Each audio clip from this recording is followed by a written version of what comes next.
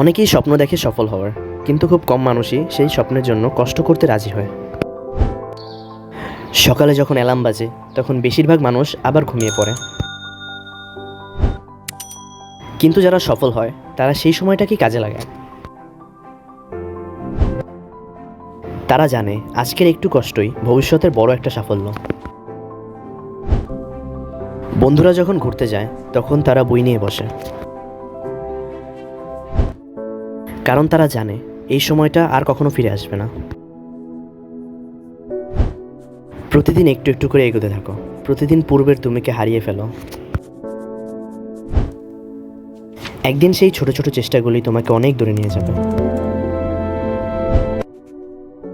যারা আজ তোমাকে অবহেলা করছে,